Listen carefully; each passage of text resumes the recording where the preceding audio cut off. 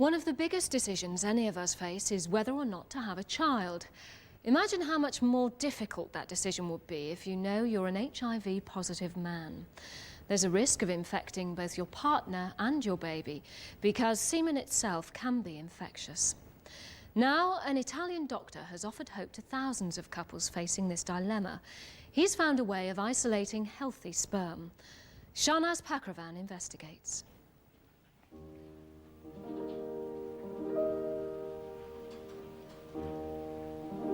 It's 9:30 in the morning. 3 times a week, Dr. Augusto Semprini runs a fertility clinic at the San Paolo Hospital in Milan, offering a treatment that's not available anywhere else in the world. To the couples who come to him wanting children, he's a savior, the one person who's brave enough to help. Some doctors see him differently. To them, what he's doing is irresponsible and potentially deadly.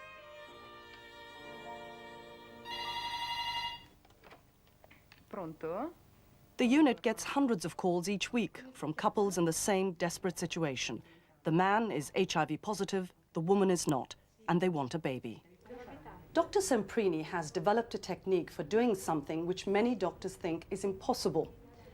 He takes the semen from an HIV positive man and treats it to remove the AIDS virus. The man's uninfected partner is then artificially inseminated with the treated sperm. Now, Semprini believes the process leaves mother and baby at minimal risk of being infected with HIV and then developing AIDS. In Italy, as in the rest of Europe, the number of heterosexual men with AIDS is rising fast. So the treatment offered here in Milan will be wanted by more and more couples around the world, including Britain. It's just part of a loving relationship. Some couples want children, some don't. We do. You know, I just want to watch my child grow up. Jim, not his real name, is an HIV-positive haemophiliac from the Midlands who was infected by a contaminated treatment he was given in hospital in 1985. He's still healthy, and now he and his partner want a child, even if it means risking her life. It sounds strange. On the one hand, you're HIV positive, and you know that you can infect your partner and child through wanting to start a family. But it's something we both want to do. For the moment, the only doctor offering to help such couples minimize the risk is in Milan. Every time an HIV-positive man has unprotected sex with a woman, she faces about a 1 in 100 chance of contracting a disease that could kill her. So for couples faced with these risks but still desperate to have a child, what Dr. Semprini seems to offer is a safer alternative to what is effectively a form of Russian roulette. From start to finish, the process takes about 10 hours.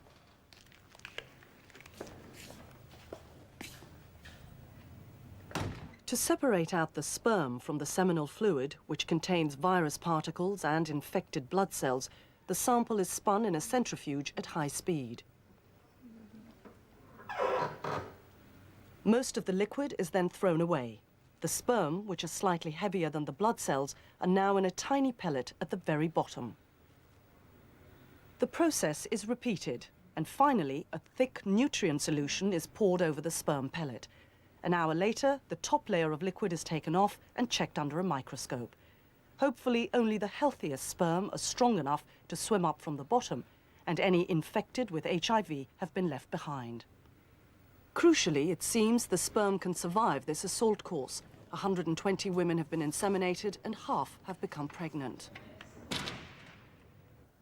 For this Italian couple, Dr. Semprini's treatment was the one way they could have a child and the chance of a normal family life. Without this system, we wouldn't have done it.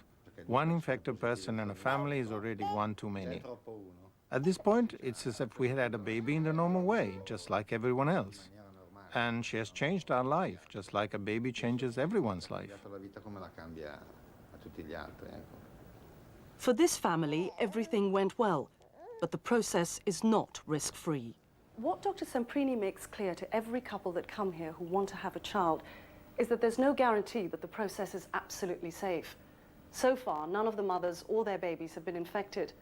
But critics of the technique point out that if the treated sperm contains just one single copy of the virus, it could pass on HIV to an uninfected woman. Now, even if the chances of that happening are remote, many in the medical profession think it's unethical for a doctor to deliberately expose a healthy woman to a deadly virus. The desire for a child is so strong that Semprini argues if he didn't help these couples, they'd put the woman's life at even greater risk by having unprotected sex. These couples want a baby now. The woman will get older, the man will reduce his life expectancy, and they will go ahead and try to achieve a pregnancy spontaneously with a very high risk. And we wanted to put this under medical control. Back in Britain, fears about the safety of Semprini's technique means it's not on offer to couples like Jim and his partner, but they're prepared to risk everything for a baby. I personally know of 6 couples where the men are haemophiliacs, who are HIV positive, who've had unprotected sex to have a child. And in one couple, the woman got infected with HIV. If things don't work out and we're not offered alternatives, we will go for unprotected sex. We, all specialists in HIV, know how important is how these patients react emotionally to the infection and how they fight against the infection. And I think that giving them the hope to have a nearly normal life, to be able to have a baby, to take the responsibility of, fighting the disease as much as they can, to be here with their child for as long as possible, it's of importance. And if you'd like more information about AIDS, the AIDS helpline is 0800 567 123. That's 0800 567 123. And those calls are free and, of course, they're confidential.